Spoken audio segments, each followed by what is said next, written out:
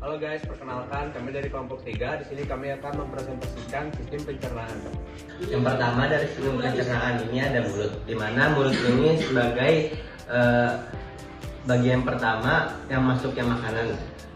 Di dalam mulut ini terdapat gigi yang membantu untuk menghaluskan makanan atau mengunyah. Mulut juga menghasilkan air liur yaitu yang amilase yang membantu menyerap karbohidrat. Kemudian ada lidah sebagai perasa di dalam mulut. Kemudian dari mulut ini lanjut ke dalam tenggorokan. Selanjutnya bagian bawah membuka saat makanan mendapat ke lambung dan menutup kembali saat makanan masuk untuk mencegah terjadinya makanan dan lambung kembali ke atas. Selanjutnya ada lambung. Lambung memiliki peran penting dalam proses mencerna makanan. Fungsinya antara lain menampung makanan, mengolah makanan, menyerap nutrisi, dan mendorong makanan ke usus. Secara singkat, lambung memproses makanan seperti babi kecil yang mengolah makanan supaya bisa diserap oleh tubuh dan yang dibutuhkan oleh tubuh. Ini hati berfungsi sebagai organ vital yang mengatur berbagai proses metabolisme dalam tubuh, seperti mengolah nutrisi dari makanan, menyimpan energi dalam bentuk glikogen, dan mencerna empedu untuk membantu pencernaan lemak. Selain itu, hati juga bertugas mendetok zat-zat berbahaya, menguraikan obat-obatan, dan membuang limpa metabolisme seperti bilirubin dan amonia. Hati ini sangat penting sehingga dia menjadi pusat pengendalian metabolisme dan mendetoksifikasi tubuh. Patung empedu ada di bawah hati. Patung empedu, zat empedu diproduksi di hati kemudian dialirkan ke patung empedu. Kemudian ketika ada makanan masuk melalui mulut ke lambung, kemudian ke usus, patung empedu akan melepaskan cairan empedu ke usus untuk memecahkan lemak serta mengeluarkan sisa metabolisme. Selanjutnya saya sini akan menjelaskan tentang pankreas. Pankreas adalah kelenjar besar yang terletak di perut yang berbentuk seperti buah pir yang berfungsi untuk pencernaan dan pengaturan gula darah. Lalu pankreas juga merupakan organ penting dalam sistem pencernaan dan metabolisme tubuh. Jika pankreas tidak berfungsi secara baik dan normal, dapat menyebabkan berbagai macam penyakit, yaitu ada diabetes, kanker pankreas, gangguan pencernaan, penurunan berat badan, dan yang terakhir adalah diare. Ada usus halus. Usus halus berfungsi untuk menyerap makanan yang sudah dicerna. Proses kerjanya melewati pencernaan kimiawi, di mana enzim-enzim yang dihasilkan oleh pankreas dan empedu memecah makanan menjadi zat yang lebih sederhana. Lalu ada pencernaan nutrisi yang telah dipecah seperti glukosa, asam amino, dan asam lemak diserap oleh usus halus lalu ke darah untuk menyebar ke seluruh tubuh.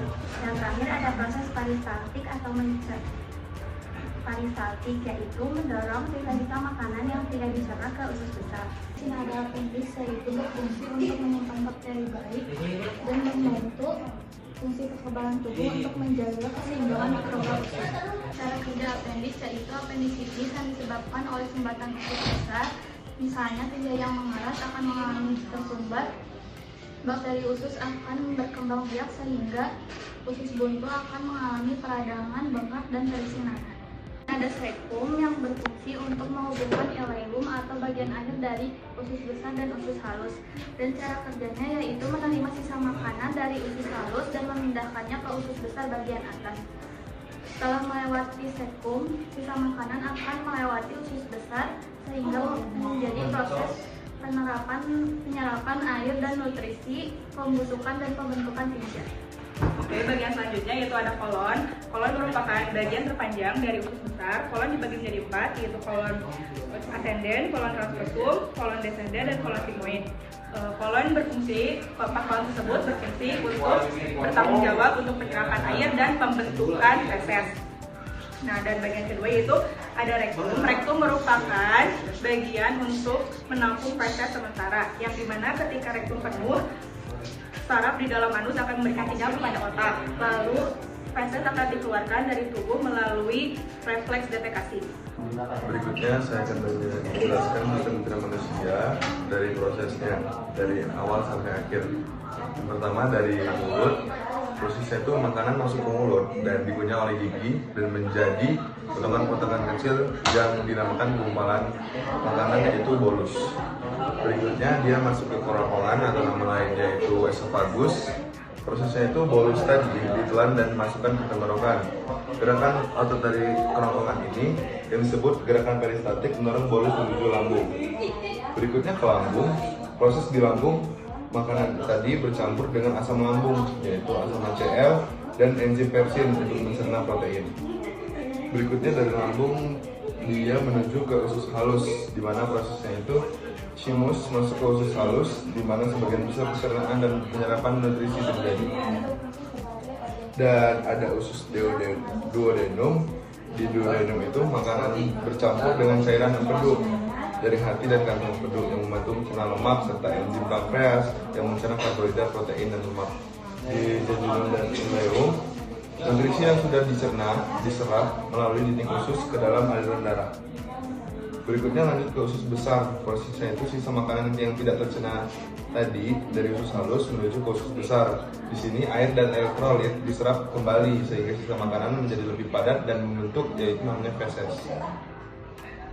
Dan feses akhir menuju rektum dan anus. Prosesnya feses disimpan sementara di rektum. Saat tubuh siap-siap untuk membuang air besar, otot-otot di anus berkontraksi serta mengeluarkan feses. Sekian presentasi dari kelompok kami. Wassalamualaikum.